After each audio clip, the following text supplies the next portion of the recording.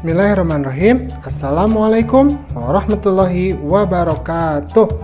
Anak-anakku yang soleh dan soleha, pada hari ini kita akan belajar pelajaran 3, materinya cita-citaku menjadi anak soleh.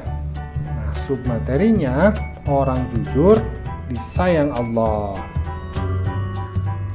Tetapi sebelumnya, jangan lupa bagi yang belum subscribe dulu, like, share channel Guru Cerdas.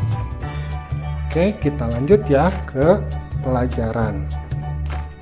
Dari segi bahasa, jujur dapat disebut juga sebagai antonim atau lawan kata dari bohong atau dusta, yang artinya jujur itu berkata ataupun memberi informasi yang tidak sesuai dengan kebenaran.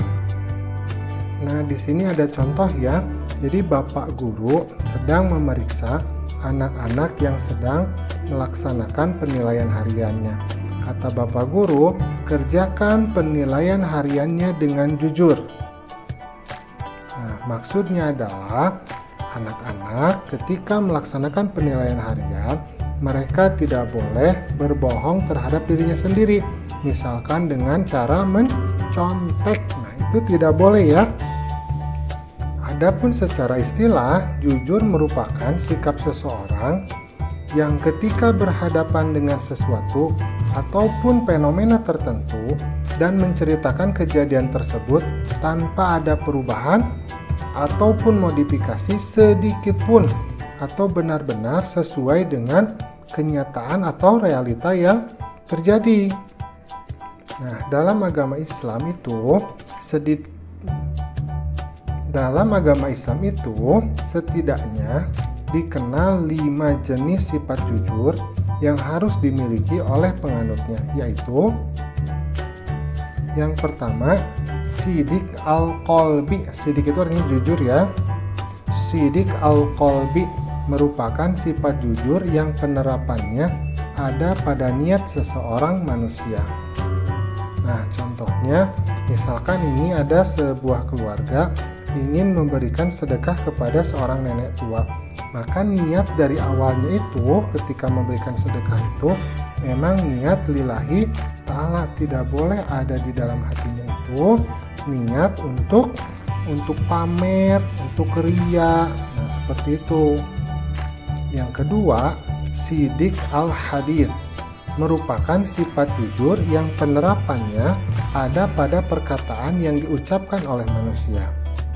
Nah, misalkan di sini ada seorang anak perempuan memberikan makanan kepada seorang nenek, maka dia mengatakan harus yang sebenarnya. Misalkan kalau isinya tempe. Contoh, nenek, ini aku bawakan tempe buat nenek. Nah, itu yang disebut dengan sidik al-hadith. Yang ketiga adalah sidik al-amal, merupakan sifat jujur yang penerapannya ada pada aktivitas dan perbuatan manusia. Nah, misalkan ayah bertanya kepada kamu, "Hei, nak, kamu sudah sholat belum?" Nah, maka kita sesuai dengan perbuatan kita mengatakan, "Oh, aku sudah sholat, ayah." Nah, seperti itu. Dan kamu benar-benar melaksanakan sholat itu. Yang keempat adalah sidik al-wad, merupakan sifat jujur yang penerapannya ada pada janji yang diucapkan oleh manusia. Kalau kamu berjanji, misalkan, "Ibu, aku berjanji aku akan belajar nanti setelah maghrib." Nah, maka ketika nanti maghrib datang, kamu harus melaksanakan janji tersebut.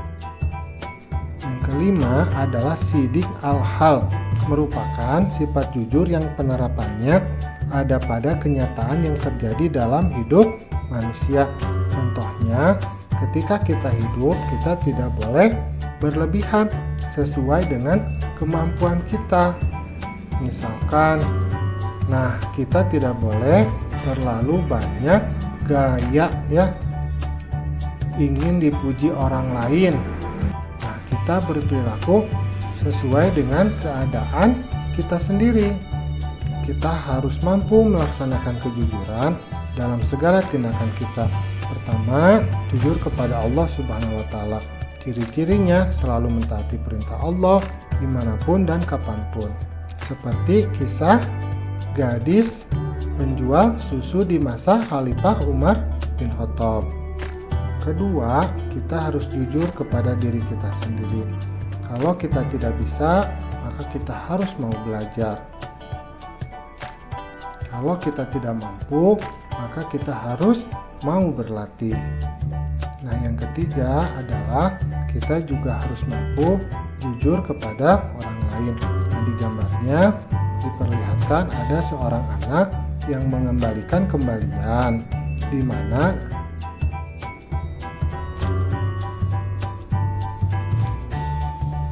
alhamdulillah pembelajaran kita pada hari ini sudah selesai. Jangan lupa untuk selalu jujur dalam segala tindakan kita. Assalamualaikum.